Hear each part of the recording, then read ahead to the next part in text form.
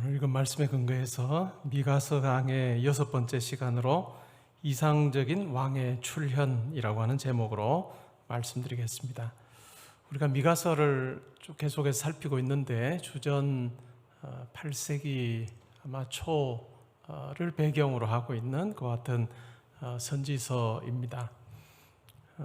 북왕국 이스라엘이 아수르에 의해서 침공당하는 그와 같은 일이 이미 일어났고 또 유다도 위협을 받고 있는 그와 같은 상황 가운데서 미가 선지자가 하나님의 뜻을 받들어서 백성들에게 하나님의 뜻이 무엇인지를 전하고 있는 그와 같은 내용이라 할 수 있습니다. 미가서를 우리가 보면서 그 당시 하나님의 백성들의 삶이 하나님 보시기에 합당하지 못했던 여러 부분들을 우리가 살펴보았습니다. 우상 숭배했고 또 그들이 서 있는 그 자리에서 특별히 그 사회의 고위층들은 하나님께서 세우신 그 자리에서 하나님의 뜻을 행하는 것이 아니라 자기의 유익을 구하는 데 급급했고 또한 그것이 백성들 많은 사람들에게로 다 영향을 끼치게 돼서 많은 백성들이 하나님께서 기뻐하시지 않는 모습으로 살고 있는 그 같은 형편이었습니다. 그때 하나님께서 이방 나라를 들어서 심판하실 것에 대해서 말씀을 하셨습니다. 그리고 이와 같은 심판만을 이야기하신 것이 아니라 회복에 대한 이야기도 이 미가서에 등장합니다. 이 회복에 대한 이야기 우리가 지난 시간에 미가서 4장을 우리가 살피면서 확인을 해보았습니다. 오늘 5장으로 넘어가는데요. 5장 말씀해 보시면 우리말 성경에는 딸 군대여 이렇게 시작하는데 원문에는 이제라고 하는 말이 있습니다. 4장 9절에 보시면 이제 내가 어찌하여 라고 할 때 이제라고 하는 단어가 나오고요. 그 다음에 11절에도 보시면 이제 많은 이방 사람들이 모여서 라고 할 때 이제라고 하는 말을 먼저 사용을 했는데요. 5장 1절도 이제라고 하는 단어로 시작을 합니다. 우리말에 번역을 하지 않았을 뿐이죠. 그러면서 좀 주의를 환기시키는 같은 역할을 이 단어가 합니다. 4장 마지막 부분에 보면 하나님께서 메시아 왕국을 세우실 것이다 라고 하는 그 같은 약속이 있었는데 다시 이제라고 하는 이 말을 통해서 다시 현실로 돌아옵니다. 5장 1절은 현실이에요. 미래에 이루실 하나님의 그 왕국, 메시아의 왕국과 다르게 5장 1절의 형편은 굉장히 힘든 형편입니다. 딸 군대여 너는 때를 모을지어다. 그들이 우리를 애워쌌으니 막대기로 이스라엘 재판자의 뺨을 치리로다. 적군이 둘러싸고 있습니다. 포위당하고 있는 그 같은 상황에서 딸 군대여 라고 부르면서 때를 모아봐라 라고 이야기하지만 인간의 노력으로는 턱없이 그와 같은 공격에 맞설 수 없음에 대한 이야기를 하고 있습니다. 그것이 뭐로 표현되느냐 하면 에워싸고 있는 그들이 막대기로 이스라엘 재판자의 뺨을 치는 그와 같은 일이 일어날 거다. 그와 같은 일이 있다라고 하는 이야기를 지금 하고 있습니다. 실제로 히스기야 왕이 다스리던 때에 보면 사네립인가요? 올라와서 포위하고 있습니다. 그러면서 조롱하죠. 조롱하는 말이 뭘까요? 과연 너의 하나님이 너희를 지켜주시겠느냐? 왜 애굽에 손을 벌리면서 그들과 동맹을 하여 그들에게 원조를 구하느냐? 너희들이 애굽에 손을 벌리고 도와주기를 청한다 할지라도 너의 하나님, 너의 신이 결코 나의 이 공격을 막아내지 못할 것이다 라고 하는 그와 같은 조롱의 말을 계속해서 하고 있습니다. 굉장히 어떻게 보면 이와 같은 외부의 침입에 의해서 하나님의 백성이 조롱당하는 그 같은 모습이죠. 그리고 끝내 이 유다가 멸망할 때 그 장면을 보게 되면 스드기야가 실제로는 눈이 뽑히고 아들은 죽고 뺨을 맞고 또 적국으로 끌려가는 그 같은 모양이 열왕기하 마지막 부분에 나타나 있습니다. 이것이 사실은 이스라엘 가운데 지금 벌어지고 있는 현실이고 또 머지않은 장래에 일어날 일이 바로 비참한 그와 같은 모습입니다. 근데 이제 2절로 넘어가면 많이 바뀝니다. 2절은 이와 같은 상황에서 하나님께서 그냥 이 상황대로 흘러가게 내버려 두지 않으실 것에 대한 이야기를 합니다. 2절에 보시면요, 베들레헴 에브라다야, 너는 유다 족속 중에 작을지라도 이스라엘을 다스릴 자가 내게로 나올 것이라. 그의 근본은 상고의 영원에 있느니라. 이와 같은 압제 가운데서 계속해서 미가가 이야기했던 다른 나라의 포로로 잡혀가게 될 것에 대한 이야기입니다. 그러나 그것으로 끝나지 않고 하나님께서 메시아를 세우셔서 하나님 나라, 메시아 나라를, 메시아의 왕국을 분명히 세울 것이다 라고 하는 그 같은 이야기를 합니다. 근데 이 메시아가 어디에서부터 난다고 이야기합니까? 베들레헴에서 날 거다라고 하는 이야기입니다. 구약 성경에서 베들레헴이라고 하는 이 고을은 결코 큰 고을이 아닙니다. 여호수아가 가나안 땅을 정탐할 때 150개 정도의 도시 이야기를 쭉 하는데도 실질적으로 베들레헴에 대한 이야기는 없습니다. 우리가 베들레헴과 관련해서 아는 부분이 있다면 바로 다윗의 고향이구나 라고 하는 정도입니다. 그리고 라헬이 베냐민을 출산했던 곳이 베들레헴 가까운 곳이었다라고 하는 그 정도의 정보 외에는 우리가 베들레헴에 대해서 아는 것이 없습니다. 유다 백성들에게 이 베들레헴이라고 하는 이곳은 결코 주목을 이렇게 받지 못했던, 그렇게 눈여겨보지 않았던 그 같은 작은 고을이라 할 수 있습니다. 그런데 이와 같은 베들레헴에서 이스라엘을 다스릴 자가 나오게 될 것에 대한 약속을 하고 계십니다. 어찌 보면 완전히 생각을 깨뜨리는 거죠. 많은 사람들, 우리 인간들의 생각을 완전히 깨뜨리고 뒤집어서 하나님께서 하나님의 방식대로 일하시는 것을 오늘 본문은 우리에게 잘 이야기해 주고 있습니다. 내게서 내게로 나올 것이라. 그의 근본은 상고의 영원에 있느니라.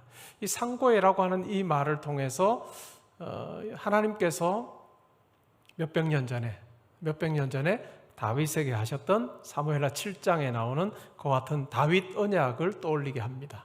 다윗의 후손을 통해서 영원히 하나님의 통치가 이루어질 것에 대한 그 약속, 그것을 상고에라고 하는 말로 우리가 이해를 할 수 있고, 그러나 그것보다 더 거슬러 올라가서 하나님의 이와 같은 계획은 메시아를 통해서 하나님 백성을 회복시키시고 그 나라를 세우실 것에 대한 그와 같은 계획이라고 하는 것은 영원에 있었다. 영원 전부터 존재했다라고 하는 이야기를 합니다. 3절에 보시면요, 그러므로 여인이 해산하기까지 그들을 붙들어 두시겠고 그 후에는 그의 형제 가운데서 남은 자가 이스라엘 자손에게로 돌아오리니.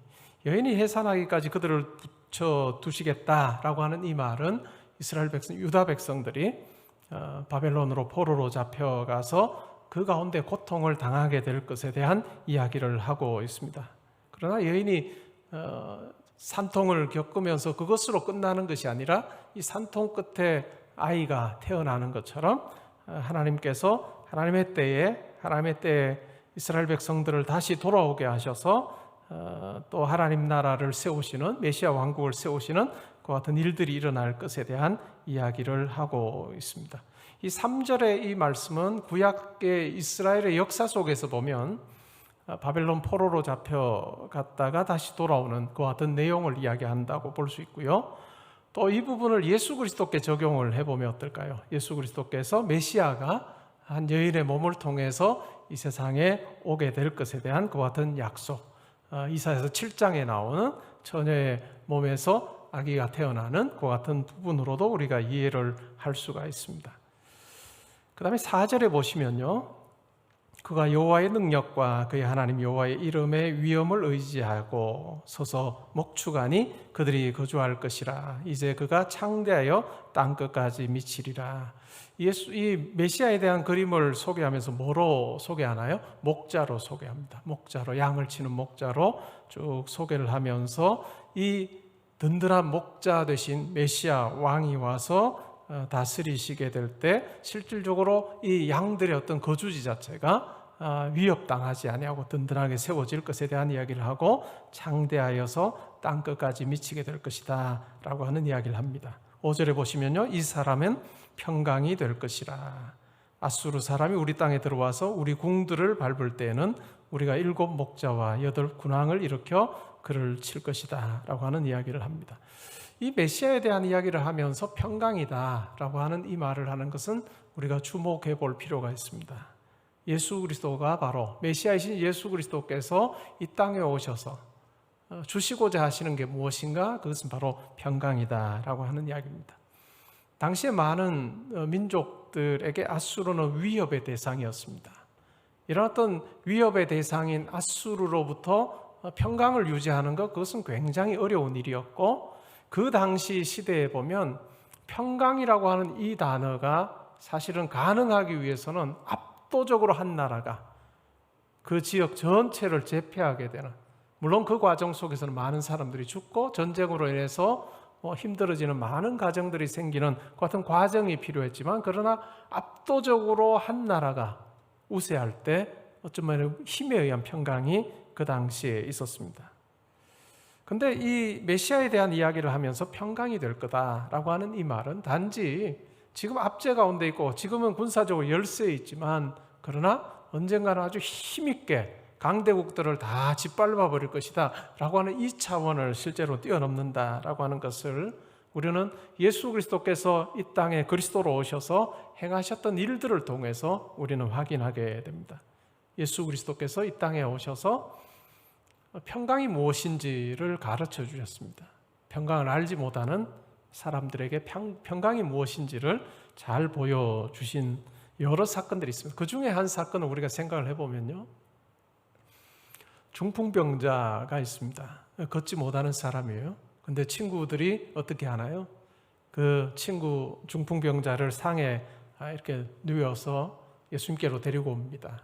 근데 많은 사람들이 예수님 주변에 있어요. 집에 예수님께서 앉아 계시는데 많은 사람들이 구름처럼 몰려 있습니다. 그래서 결국 이 상을 메고 예수님께로 나아갈 수 있는 방도가 없습니다. 그래서 이 친구들이 어떤 선택을 합니까? 결국은 지붕으로 올라가서 지붕을 뜯어내고 뜯어낸 지붕을 통해서 이 상을 예수님 앞으로 내립니다.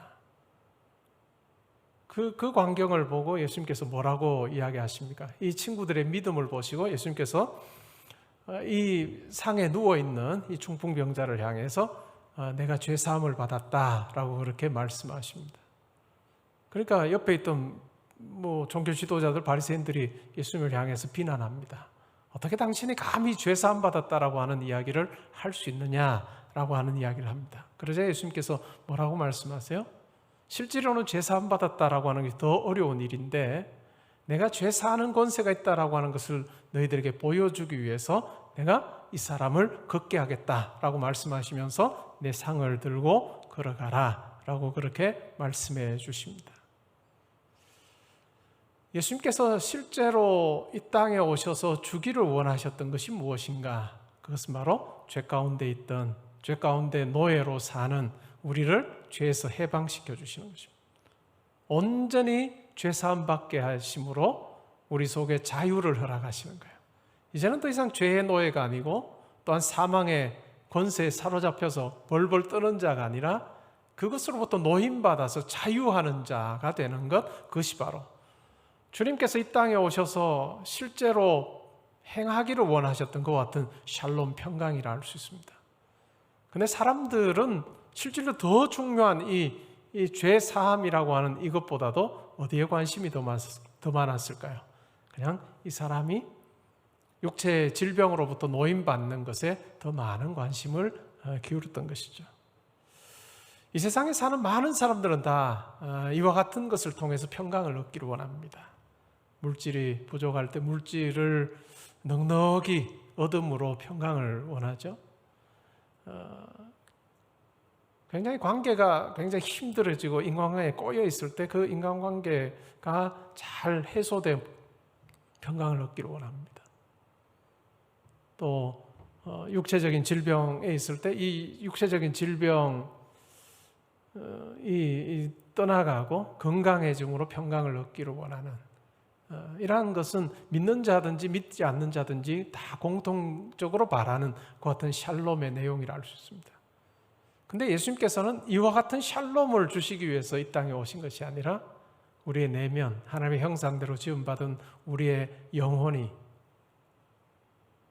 죄로 말미암아 죽었고 사망의 권세 아래 있고, 또한 그 가운데서 참 하나님을 향해서는 아무런 어떤 반응도 할 수 없는 그와 같은 죽은 것과 방불한 그와 같은 우리의 영혼을 살리시고, 우리의 영혼이 정말 살아나서 죄 용서함 받고 또 형상이 회복되는 이와 같은 진정한 회복, 진정한 평화를 우리에게 주기를 원하셨다라고 하는 것을 우리는 기억할 필요가 있습니다.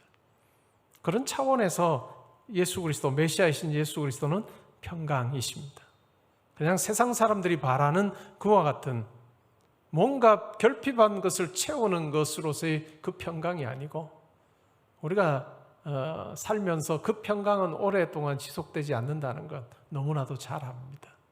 건강도 언젠가는 잃을 때가 있고, 물질도 때로는 소용없어지는 때가 있고, 우리의 삶에서 정말 높은 가치를 뒀던 것들이 별 가치 없어지는 것 같은 때가 분명히 있다는 걸 우리는 잘 압니다. 근데 항상 우리에게 변함없는 가치로 우리 가운데 남아있는 예수 그리스도를 통해서 우리가 하나님의 백성 되고, 또한 하나님 자녀된, 그리고 우리 영이, 우리의 육신은 점점 더 쇠퇴해 가지만, 그러나 우리의 영은 날마다 하나님 앞에서 새롭게 하나님 안에서 정말 평강과 기쁨을 누리게 하시는 이 놀라운 역설적인 삶이 가능한 것, 그것이 바로 하나님께서 예수 그리스도를 통해서 우리에게 주기를 원하시는 그 같은 평강이라 할 수 있습니다. 5절부터 이어지는 내용을 보면 이 메시아의 나라, 그리고 그 가운데 함께하는 자들이 흥왕할 것에 대한 이야기를 합니다. 그리고 이 메시아의 나라는 미가서 5장에서는 더 이상 이야기하지 않지만 영원한 나라로, 쇠퇴하지 않을 나라로, 정말로 빛이 꺼지지 않는 그와 같은 영존하는 나라다라고 하는 것을 우리가 알고 있고, 그 나라는 흔들리지 않는 나라다라고 하는 것을 우리는 잘 알고 있습니다. 이어지는 내용은 그와 같은 내용을, 흥왕하는 메시아 왕국에 대한 이야기를 담고 있습니다. 아수르 사람이 우리 땅에 들어와서 우리 궁들을 밟을 때에는 우리가 7 목자와 8 군왕을 일으켜 그를 치리니, 이제는 더 이상 이 메시아를 통해서 세워진 이 나라 더 이상 이제 위협당하거나 위축되지 않을 거다라고 하는 이야기죠. 그들이 칼로 아수르 땅을 황폐하게 하며 니브로 땅 어귀를 황폐하게 하리라. 아수르 사람이 우리 땅에 들어와서 우리 지경을 밟을 때는 그가 우리를 그에게서 건져내리라. 메시아 왕국, 메시아가 자기 백성을 보호하시고 지키시는 부분에 대한 이야기를 합니다. 야곱의 남은 자는 많은 백성 가운데 있으리니 그들은 여호와께로부터 내리는 이슬 같고 풀 위에 내리는 담비 같아서 사람을 기다리지 아니하며, 다른 말로 하면 사람을 의지하지 않으며 인생을 의지하지 아니할 것이며, 오직 하나님만을 의지하고 또 하나님께서 주시는 그 복 가운데 살게 될 것에 대한 이야기를 하고 있습니다. 그러니까 이 메시아 왕국의 특징이 있다면, 이 메시아 왕국의 백성들의 특징이 있다면 오직 하나님만을 기다리고 바라는 그 같은 삶의 자세를 가지고 사는 사람들이다라고 하는 이야기입니다. 야곱의 남은 자는 여러 나라 가운데와 많은 백성 가운데에 있으리니 그들은 수풀에 짐승 중에 사자 같고 양떼 중에 젊은 사자 같아서 만일 그가 지나간즉 밟고 찢으리니 능히 구원할 자가 없을 것이라. 내 손이 내 대적들 위에 들려서 내 모든 원수를 진멸하기를 바라노라. 계속해서 이 흥왕하고 또 쇠퇴하지 않는 메시아, 그리고 그의 나라, 그리고 그의 백성들의 함께하는 부분에 대해서 쭉 이야기를 하고 있습니다. 이 미가서 5장에 그려진 이 메시아 그리고 그의 왕국이 어떠한가라고 하는 것을 우리는 잘 알고 있습니다. 우리는 이미 그 나라의 백성이 돼서 하나님께서 우리 가운데 함께 하시는 것을 경험하며 살고 있습니다.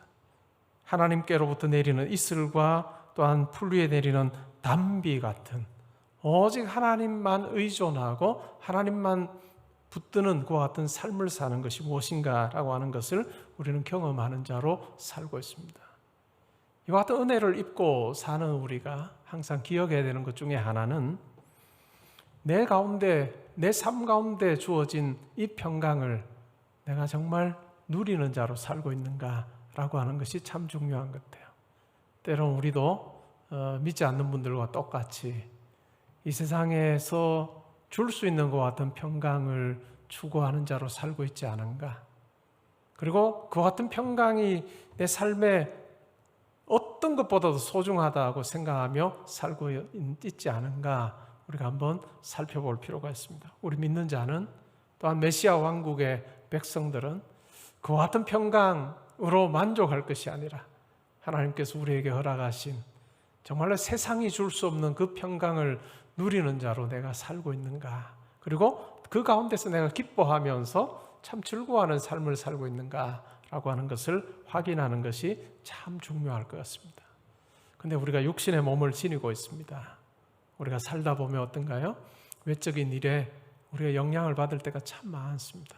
외적인 일에 영향을 받을 때가 참 많습니다. 이러저러한 일로 인해서 내 마음이 평안을 누리지 못하고 예수 그리스도께서 나에게 이미 허락해 주시고 약속하신 그 평강을 내가 때로는 잃어버리고 살 때가 많습니다. 어떻게 하면 좋을까요? 어떻게 하면 좋을까요? 2017년도인가 뉴욕 타임스 기사를 한번 제가 읽은 적이 있습니다. 그 기사에서 이런 이야기를 해요. 슐츠 아워를 가지면 좋겠다라고 하는 내용이었는데요. 이 슐츠 아워라는 것이 뭐냐 하면 미국의 국무장관을 지냈던 80년 초반 그리고 중반까지 해서 레이건 행정부 때 국무장관을 지냈던 사람이 바로 조지 슐츠라고 하는 사람이 있습니다. 그는 1920년에 태어나서 올해 2월에 세상을 떠났습니다. 성공회 교인이었고요. 그러니까 기독교인이었죠. 그가 국무장관으로 80년 초반부터 해서 중반 한 5년 6년을 국무장관을 지냈습니다. 그전에 뭐 노동부 장관도 하고 미국의 정부의 요직을 많이 두루두루 경험했던 사람인데요. 특히 국무장관의 자리는 정말 뭐 분주한 자리겠죠. 정신이 하나도 없는 자리죠. 근데 이 슐츠의 경우에는 국무장관으로 있을 때 참 독특한 한 면이 있었다고 해요. 그게 뭐냐면 일주일에 딱 한 시간은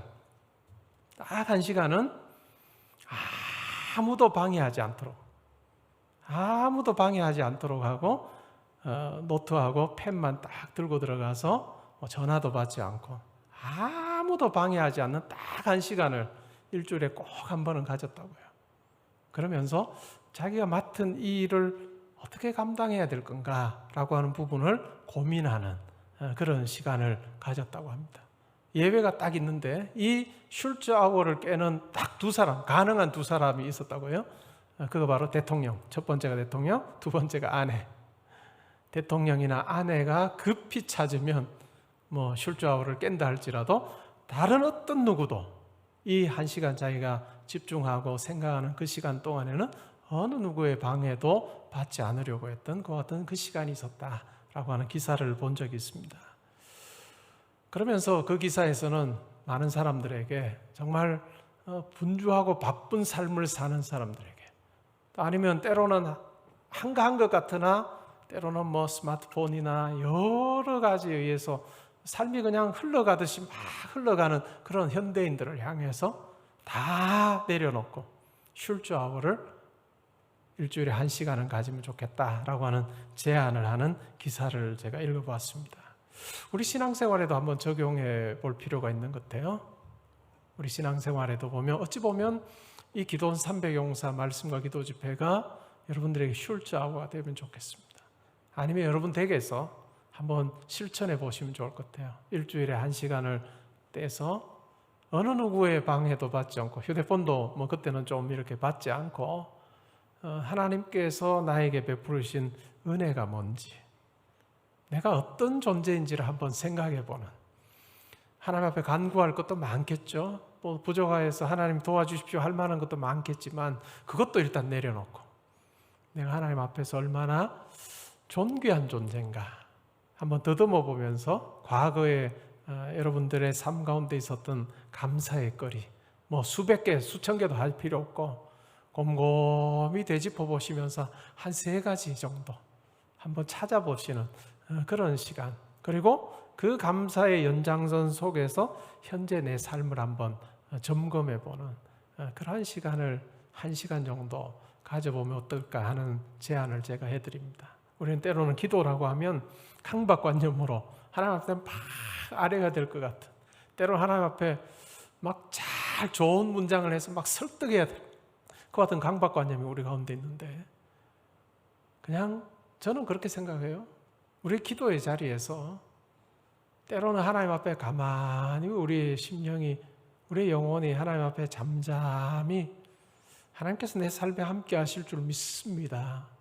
제가 간구하는 이 일 가운데도 함께 해주실 줄 믿습니다라고 하는 아주 단순한 아이 같은 이 신앙의 고백, 이 고백이 정말로 엄청난 그 능력의 기도고, 또 하나님께서 우리의 그 간구를 들으시고 역사하시는, 아니 우리가 그렇게 간구하기 이전에 미리 하나님께서 우리를 향해서 놀라운 계획을 가지고 계시고 그 계획을 이루어가고 계심을 우리가 잠잠히 있는 그 시간 속에서 한번 확인해 보면 좋겠습니다. 하나님께서 어떤 모습으로 우리가 살 때 가장 좋아하실까요? 즐거워하실까요? 하나님께서 내 삶을 붙들어 주셔서 여기까지 왔습니다. 하나님의 은혜가 저에게 참 많았습니다라고 하는 그 고백을 할 때 하나님께서 우리의 그와 같은 마음의 고백을 참 기뻐하실 것입니다. 그리고 그 고백이 있을 때 기적적으로 우리의 마음속에 정말 평강이 찾아오고, 또 이 평강 속에서 어떻게 하면 내가 하나님 기쁘시게 할 수 있을까라고 하는 그 마음으로 우리가 하나님 앞에 아버지의 뜻을 구하고, 또 우리가 달려가는 그 길에 하나님께서 함께 해주시기를 구할 때 우리의 삶이 평강의 삶이 되고, 또한 많은 사람들에게 참된 평강을 보여주는 그 같은 삶이 되리라 믿습니다. 저와 여러분 그렇게 평강의 삶을 살고 또 평강을 전하는 정말 멋진 그 같은 모습으로 살 수 있기를 주님의 이름으로 축원합니다.